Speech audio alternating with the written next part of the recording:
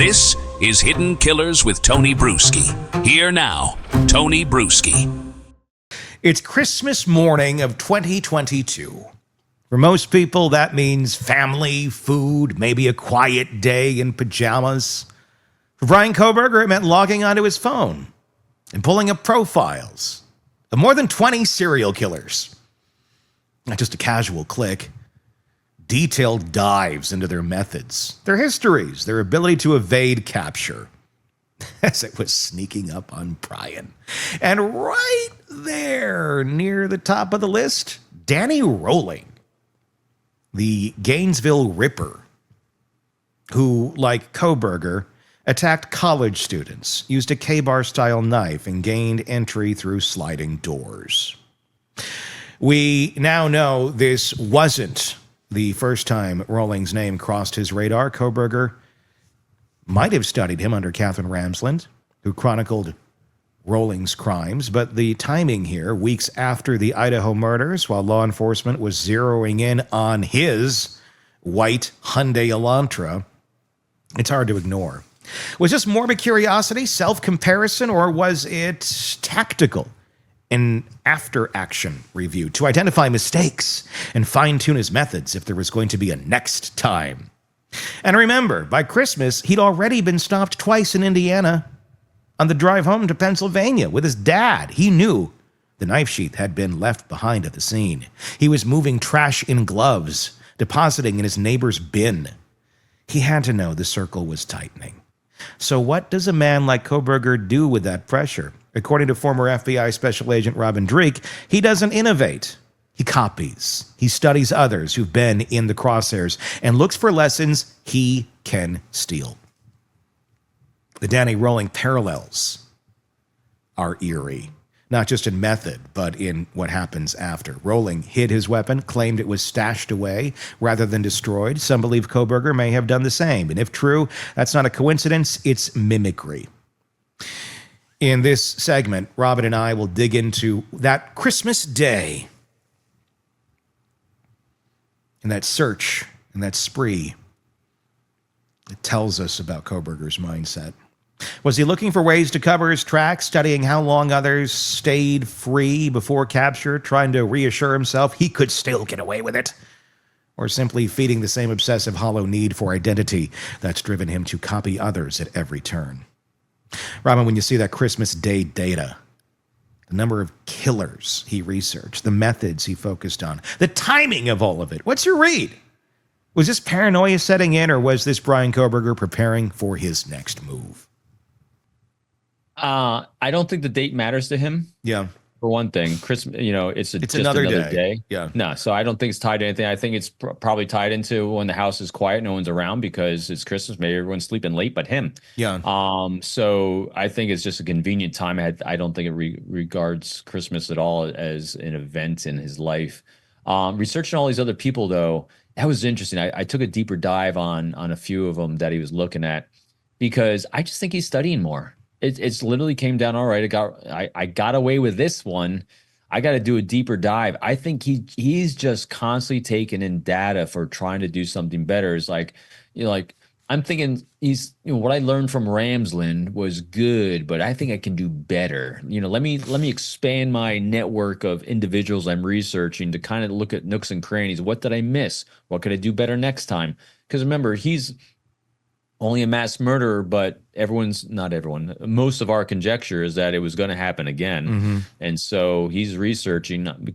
Why wouldn't he do it again? So and he hadn't been caught yet. Yeah, I mean, it had been weeks. I wonder if he thought he was getting away with it. I mean, what do you think? Or he had loose ends of what he needed to take care of, like knives or blood or clothes, or there's things that he was ruminating on in his head doing an after action report that he didn't know what to do. And so in order to figure out what to do, is he doesn't innovate anything on his own. He looks it up in someone else. And so my theory is there's loose ends that he thinks he could have done better. So what am I doing? I'm going to research other people, not me. I'm going to research other people and see what they did. The people he was researching, and I don't know if you know the answer to this. I think you looked into it more than I did. The people, the serial killers, the mass murderers that he was looking up, I'm wondering how long they evaded capture.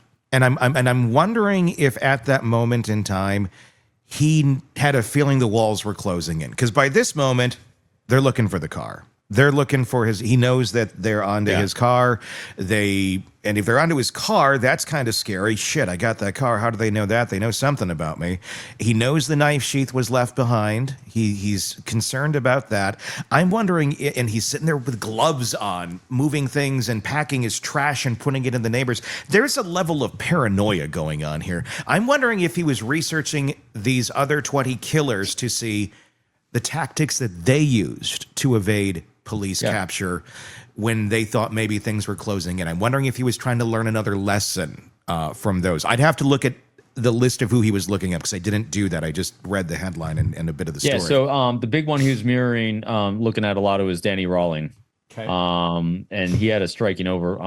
So this is the guy that actually attacked using a K-bar as well. No shit. Okay. And parallels a lot of the things that he was doing, like attacking through the screen door, sliding doors, secreting the weapon in a he said at least in a barn afterwards, or abandoned something or other, like the theory that I have that he didn't dump it in the river, that is actually in a hidey hole someplace. This guy did exactly the same thing. At least he said he did in prison after the fact. And so the MO of this guy Rawlings seems to fit. And it does not look like, I don't think he studied Rawling under Ramsland either. So that's why he's a conglomeration of a lot of, like we all are, we learn a lot of lessons from a lot of people and then we make it our own and innovate ourselves. But that's not what Kohberger did. He definitely, or BK, so we don't give him a name. Yeah. He definitely did not innovate anything. He's just constantly copying someone on something. So that's what he's taken from Rawling, it looked like. He was arrested 11 days after his murder. Rawling was. This happened in 1990. But I thought he had a series of them that he got away with for a number of years first. From his last murder, you're right. Right. To the arrest, you're right. So he did get away for quite some time. There's a whole. I just did a little typing in ChatGPT, and there's a whole other show we can do about the similarities here between those two. Yeah. That's for next time. The interesting thing, and Tony, you brought up a really interesting thing too. And I thought at the very beginning of this about him being caught actually bagging up his trash at home and taking a lot of care of it. That was interesting because. Did he think that they're on to him already, even though his first words that they've reported out of his mouth were what was it? Did you arrest anybody else? Something to that right. nature. Yeah, some to the effect that not just me, someone else. But the fact that, because again, I'm having a hard time overlaying the fact that he seemed very, very stovepiped with his pre-event, the event itself, and after the event planning and execution, that I would have thought that his post-event behavior would have been limited to the Moscow area and his house where he lived in Pullman, and not extended to Pennsylvania, because he kind of operated like this. Yeah. The fact that he was extending that behavior, because again, he didn't turn the cell phone off 3 days prior. He didn't turn the cell phone off right after. He turned his cell phone off during the event itself. It shows a very stovepipe mentality about me executing right here. Yeah. And the fact that he extended his behavior of evasion back in Pennsylvania, or initiated it back in Pennsylvania because he was stopped twice on the way home, maybe that was alerting to him to expand his stovepipe of post-event activities, which might have then triggered, I might be being looked at. Let me do some research, like to what you're saying. Let me do some research on what these people did. Let me expand and see what other data I can bring in to adjust my behavior from this point forward. Because obviously who I studied so far wasn't enough, because I'm being looked at. I'm being tracked. And that's I just convinced myself with my own words. You did. Good. Look at that. But because if you look at some, I don't believe. I think they're wrong on the Papa Roger. I think it was Kohberger. I just disagree. I think it's the odds of it not being him are insane and nearly impossible. And why, again, it goes back to, then why wouldn't this person come forward right now? Exactly. If you were Papa Roger and you're out there, why not come forward and say, "Look, I was the guy." Because talk about being interviewed, talk about being notorious, or infamous at the very least. Just come forward now. Then. So I'm going to assume it was him. And he was out there and he was trying to communicate and he was trying to put red herrings out there. When people were starting to look at the Elantra, the first thing he did was, whoa, maybe it's not this. Or I forgot what he said exactly. But he knew about the sheath. He had to get that out there, which was creepy and weird because nobody else publicly knew about that. And yeah, I think he thought he was going to steer the ship initially and steer and he people. Kept going to this how way do you or that think way. he felt? He kept going to these emotions, which is what someone who doesn't feel emotions would want to know. Because remember, that was the same survey he put out to all these other criminals and all these people behind bars. What was the emotion? What were you thinking? What were you feeling? And that's what he was posting on as Papa Roger too. It wasn't necessarily. I mean, granted, he had details that no one had at that point, apparently. But at the same time, though, he is so focused on the emotions that must have been felt by everyone else around him. I mean, that was the creepy part to everyone. No, it very much was. What's your take on the prison stuff that's going on with Bryan Kohberger now? I'm sorry, that's my happy. I shouldn't be doing a happy dance, but man. Oh, I'm doing happy dances. I think it's great. So here's what's awesome. He is, for all the people that believe in it, that think he should, believe in hell, that he should just be executed and burning in hell. I think the living hell he's in right now is much better. Yeah. I mean, so think about this. So you asked me when we started the show today, what was my first thought when learning about these phone calls with his mother? Yeah. Was that, oh, he's being tortured even more now because he can't talk to mommy. Yeah. And so not only is he being tortured by his fellow inmates, and God bless those horrible people that are torturing him, right? And that's a sentence. God bless those horrible people who are torturing. But he can't even talk to his mother. I mean, can you imagine? It's the only emotional anchor that was probably anchoring that broken, friggin' horrendous brain of his was his mother. It's gone out the window, and these people surrounding him in prison are cascading it on top of him. Yeah. And he's making it worse by complaining. Oh, it's great. It's just, this is the best thing ever. I know.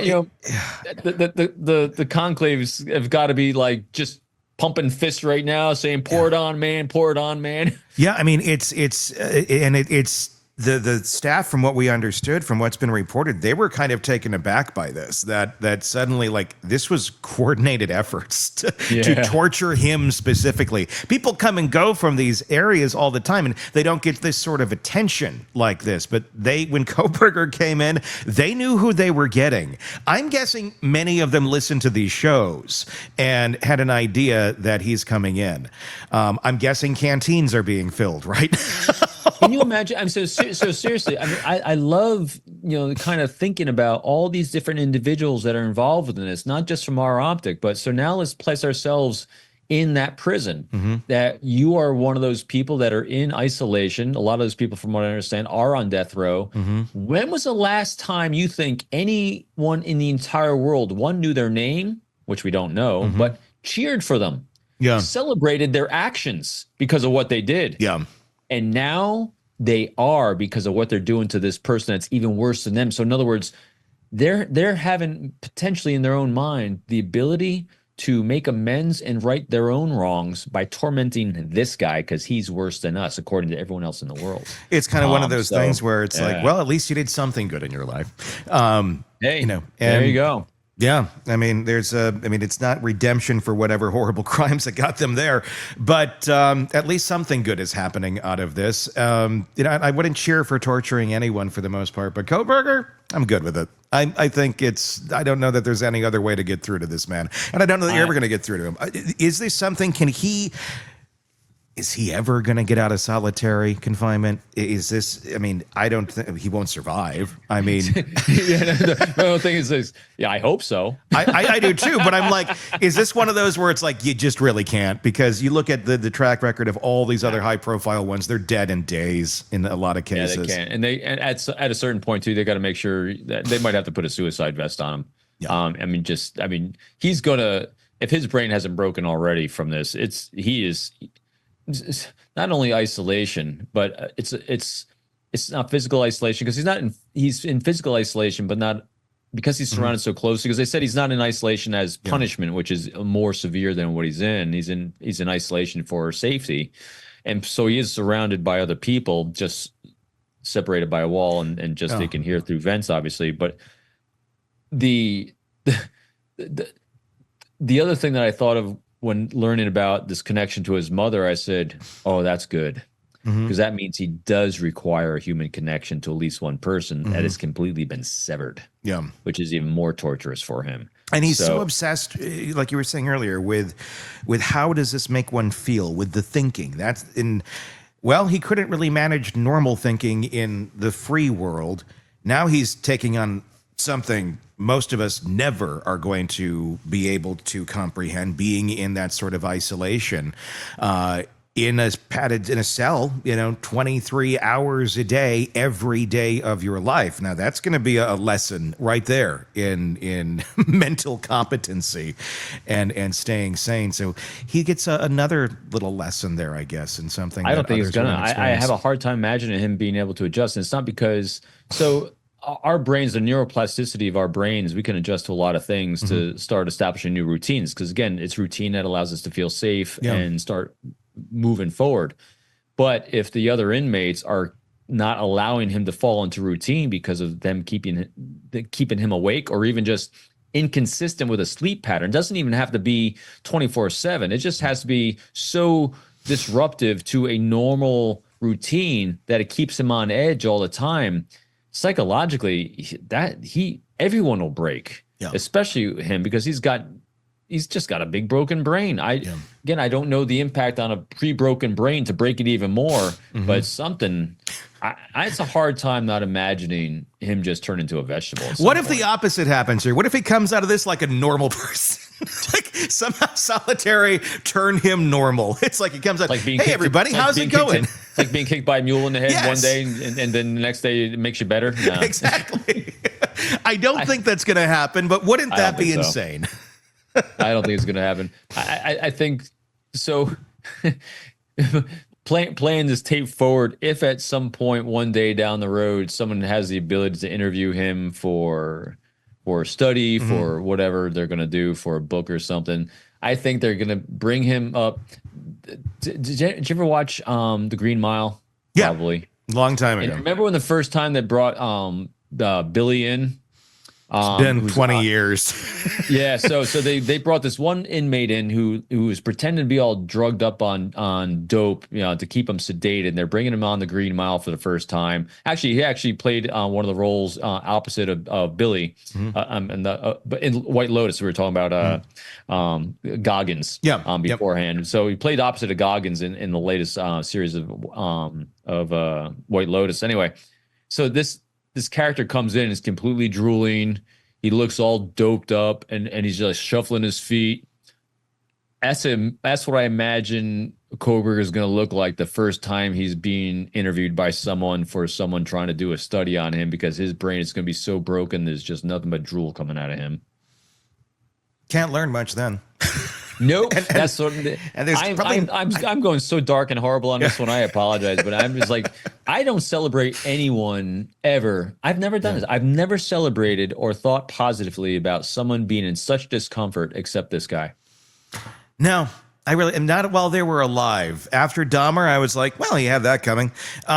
This one's still in process. Think about people like that. It's like we've looked at Dennis Rader, Dahmer, all these other people. And all of them had interesting points about them. It was like, wow, but they're actually kind of charismatic here. That's interesting. How did they do that? So other people became much more interesting because there's a lot of depth to them in different areas. Not positive depth, but just elements of them that made them a little more interesting to look at. This is the most abhorrent individual I've ever seen in my life. He really is. He's just a copy and paste of other people's shit. Yeah, and it's the worst of the shit. Yeah, and that's all it is. Beyond the copy and paste, he's a shell. And that's why there's I don't think there's a lot to study here, other than he just copy and pasted a bunch of stuff, and this is what you got. Well, that's what makes him a thing to study, is because he is so empty of everything. I mean, I've never seen anything like it. I know people that do this a lot longer, a lot more than I ever have, that I've probably seen something similar. But in the cases that you and I have covered, not even close. No, this is such a unique one. The picture Robin paints here is not of a criminal mastermind, But of a man desperate for a blueprint, Christmas Day wasn't about celebration. It was about reassurance, control, and gathering data from killers he thought could teach him something. It's telling that the focus wasn't on introspection or even on laying low. It was on others, what they did wrong, how they dodged the law, and how they eventually got caught. The Danny Rolling connection stands out, not just because of the similarities in the crimes, but because of what it says about Kohberger's lack of originality. He's not innovating, he's patchworking his identity together from the worst parts of other people. Even his mistakes aren't uniquely his own. They're borrowed from someone else's playbook. That's the through line from part 1 to part 2. In the first half, we saw him lean on his mother as an emotional anchor, perhaps even as a tool for self-validation. Here, we saw him lean on the mentorship of dead killers, people whose infamy he covets and whose tactics he tries to replicate. In both cases, it's about finding something outside himself to fill that void inside. And if Robin's right, that void is the most interesting thing about him. Not brilliance, not complexity, emptiness. A hollow shell cobbled together from other people's behaviors, other people's crimes, other people's words. That's what makes him dangerous and what makes him pervasively so hard to profile in the traditional sense. The other takeaway here is timing. By Christmas, he had to know the investigation was zeroing in. Yet instead of going completely dark, he's still searching for serial killer cases on his phone. It's not risky, it's compulsive. It suggests the need to feed that identity outweighed the need for self-preservation. So as we close this out, it's worth thinking about the contradiction. A man careful enough to glove up and hide his trash, but reckless enough to leave a digital trail of obsession. It's the same contradiction that might one day be his undoing, not just in court, but in how history remembers him. Because when you strip away the drama, the academic titles, the headlines, you're left with a man who wanted to be someone else so badly. He built his entire life out of stolen pieces. And in the end, those pieces are exactly what's burying him. Let me know your thoughts in the comments section on YouTube. If you're not there already, search Hidden Killers with Tony Bruschi to join us there and express your thoughts. Hit subscribe and the bell while you're there so you don't miss any of our updates on this case and the many that we follow for you right here. I'm Tony Bruschi. We will talk again real soon. Want more on this case and others? Then press subscribe now and don't miss a moment of true crime coverage from Tony Bruschi and the Hidden Killers podcast.